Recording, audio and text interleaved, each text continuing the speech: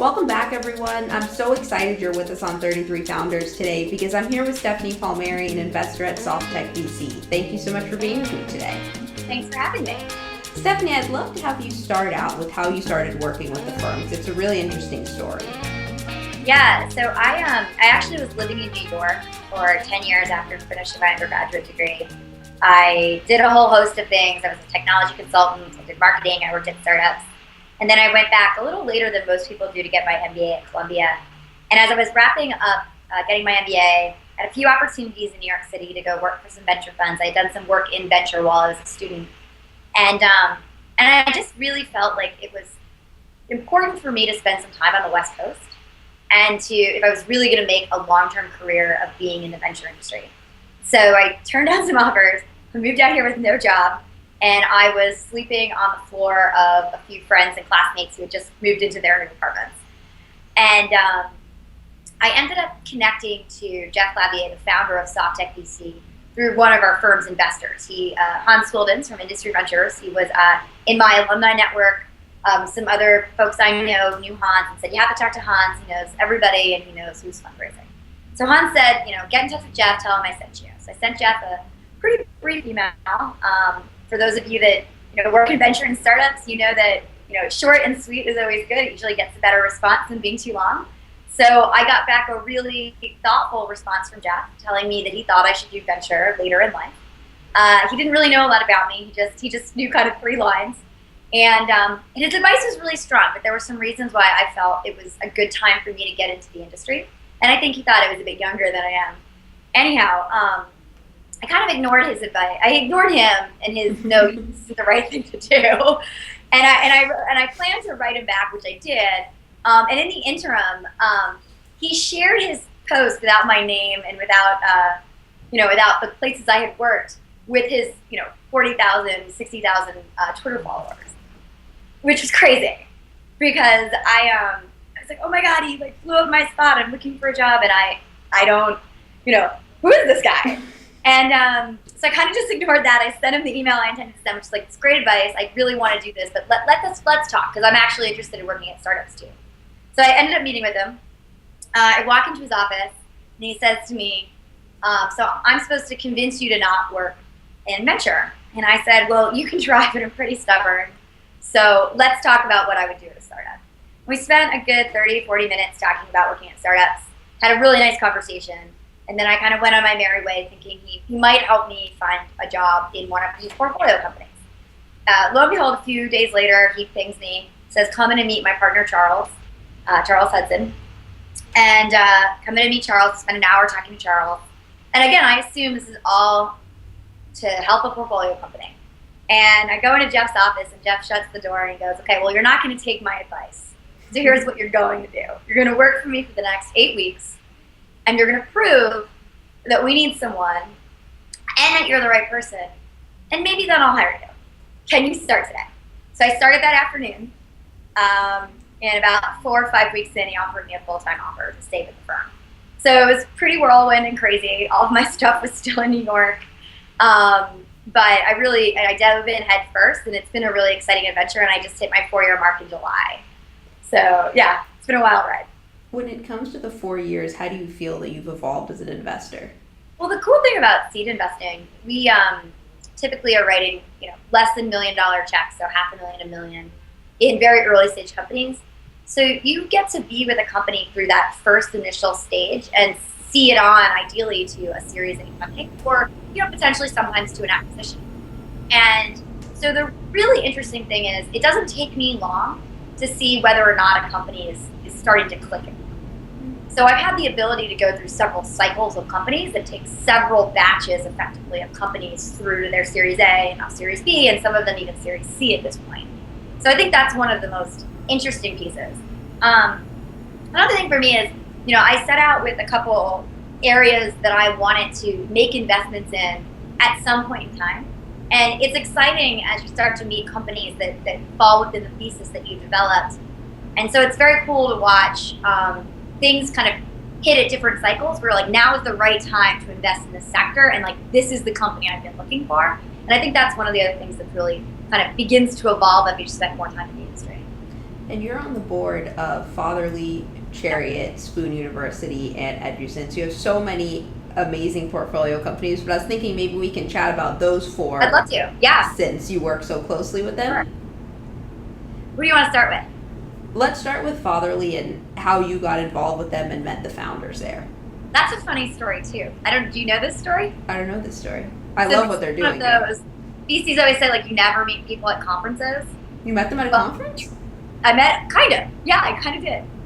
So we were involved at it was a very highly filtered conference, but we're involved in this networking organization called Alpha. SoftTech sponsors it. It was started by Eric Chin and Mike Jung, and it's a very tight community of founders, executives, and investors that get together on topical dinners about once a month. And then once a year, there's an annual conference, and it's about a day and a half.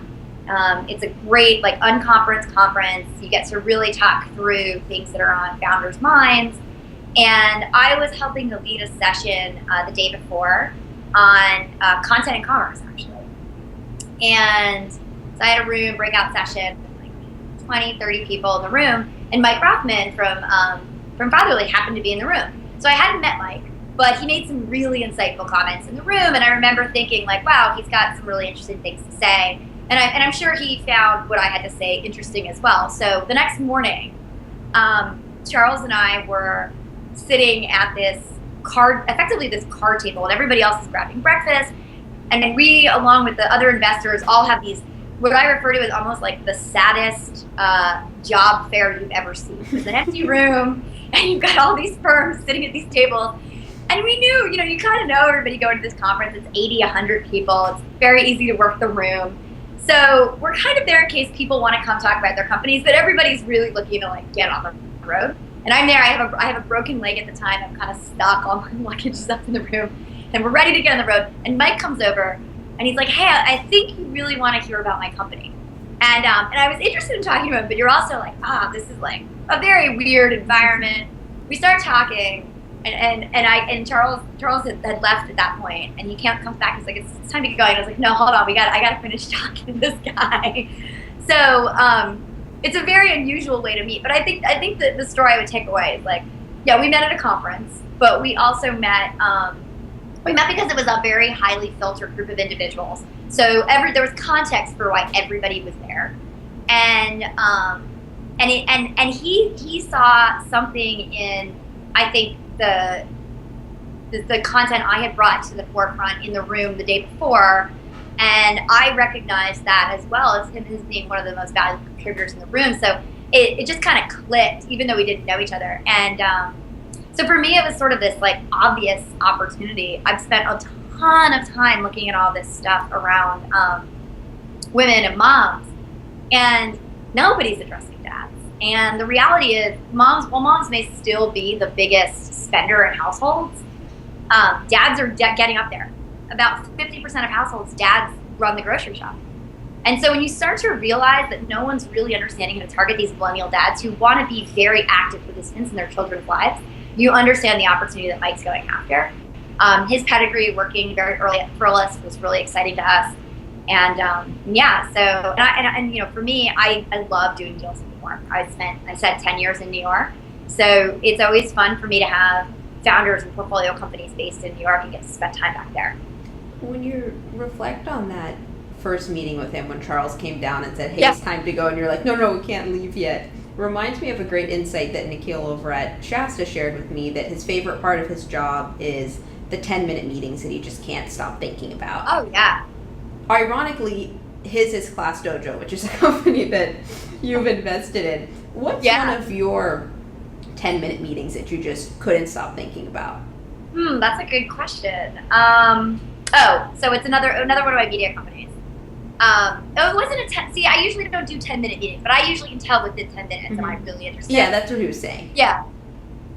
Spoon University, which is the other media deal that I just did in New York. I had heard about Spoon through a few of the angel investors that were going to be doing the round, and Joanne Wilson in particular. Joanne's awesome. She's got great founder instinct. She works with some fantastic founders. And I was catching up with her the day before the Techstars demo day. in New York a few months ago, and she said, you have to pay attention to this company. Like, these girls are fabulous, and what they're doing is really interesting. And on the surface, it would have been very easy to dismiss, like, a food media company? What? And but Mackenzie's pitch at Demo Day was really strong. And I walked up to her afterwards, and it was a Friday morning, and I said, look, I know that this might be really unconventional, but I'm booked the rest of the day. I know you're probably crazy with Demo Day as well. I'm flying out on Sunday. Is there any way we can meet on Saturday before I fly out of town? And we met for coffee in Union Square, and there was just something about the way in which they've really truly rethought content creation and collaboration for a very different audience, for a very different generation. I mean, I like to say they're building the millennial and younger's food network, right? It's like, it's not for folks that like Rachel Ray and Sandra so-and-so.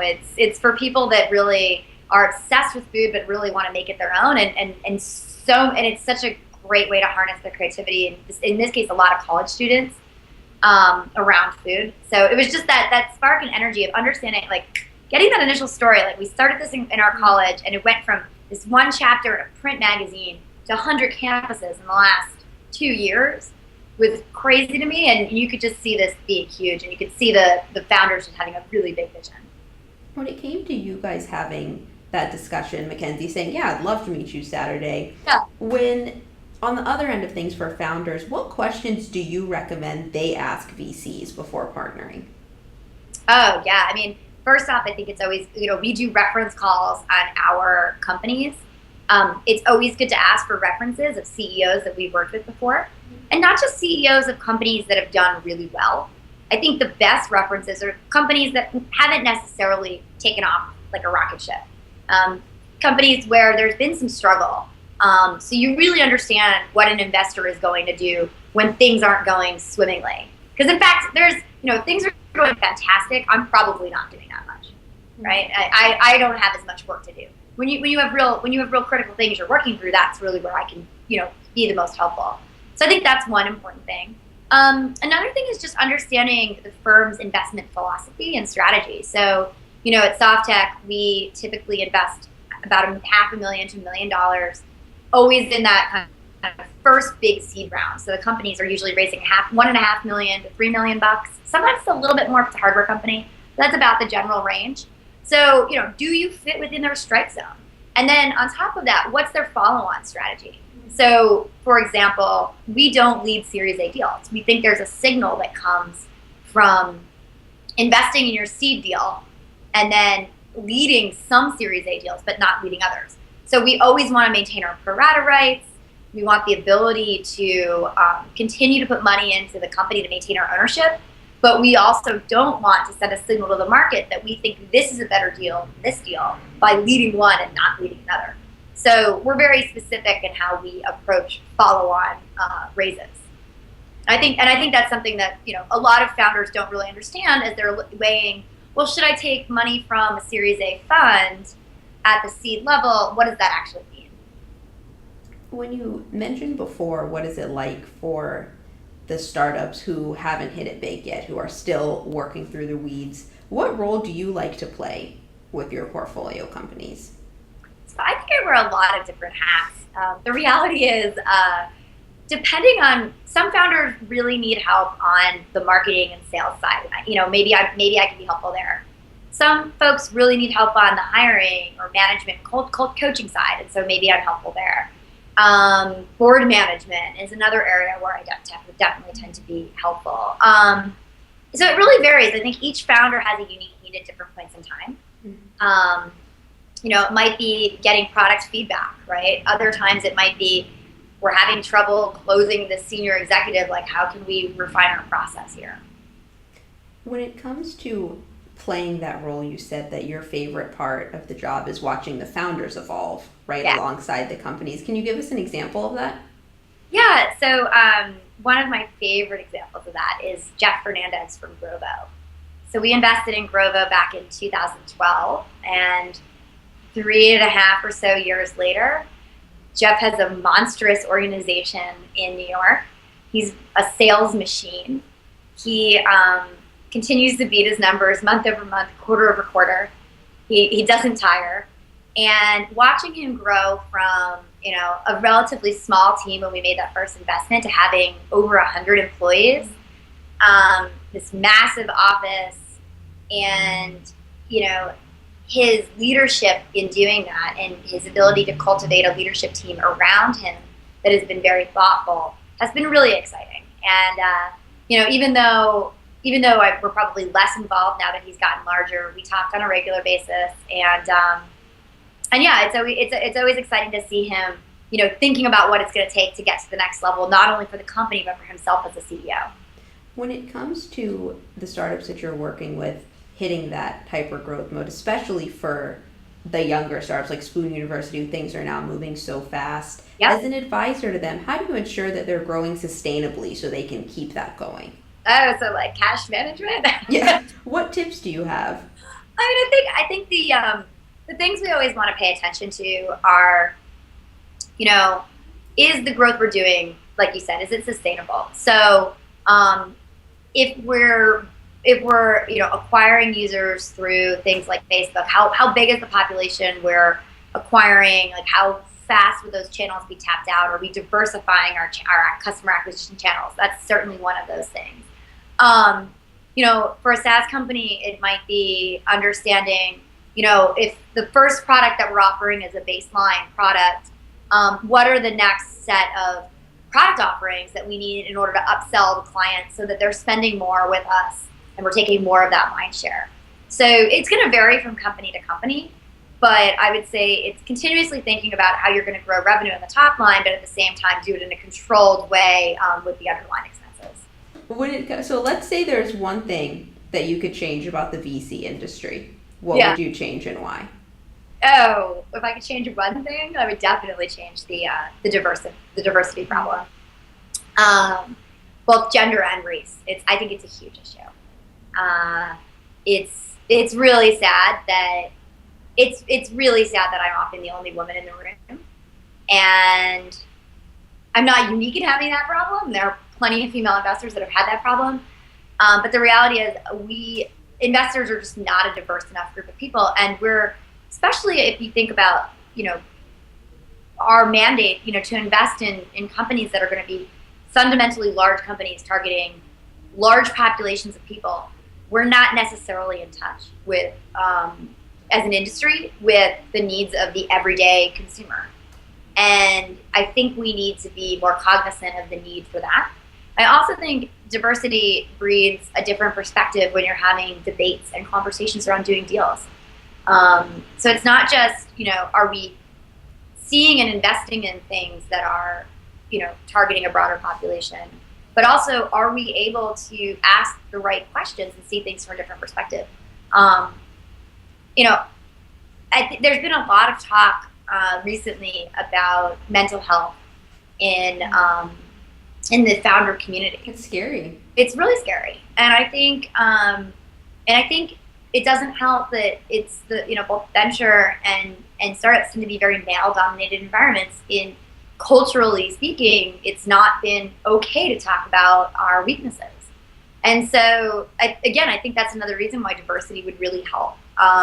Providing a little bit more of a emotional perspective in the room is a good thing.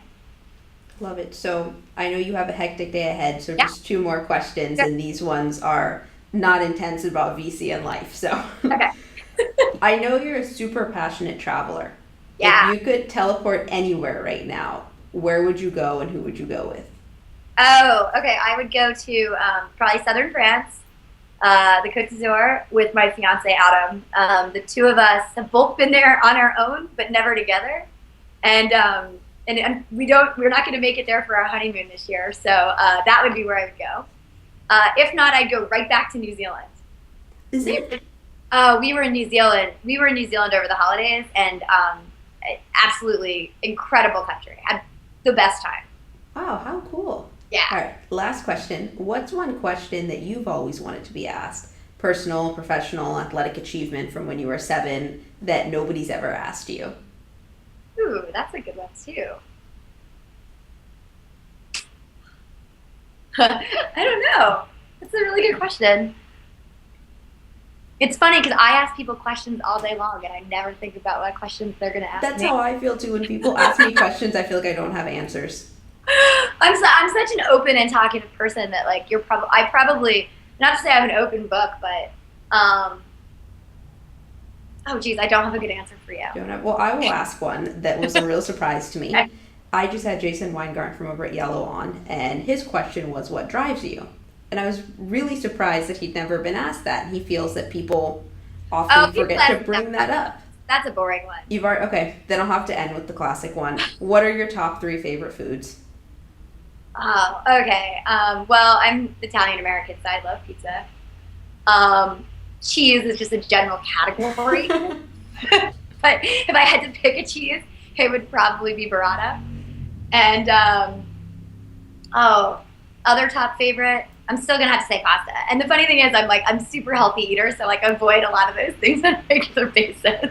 But that's okay. You only get 3 favorites. You can choose whichever you want. Daphne, I can't thank you enough for being with me today. How can everyone stay up to date with you and also all the work that SoftTech is doing? So you should definitely follow me on Twitter. I pretty much pimp my companies on Twitter on a daily basis. So it's less about me on Twitter than it is about my portfolio companies. But you can also check out our website at SoftTechVC.com. Great. Thank you so much for being with me today. Thank you. Bye, everyone.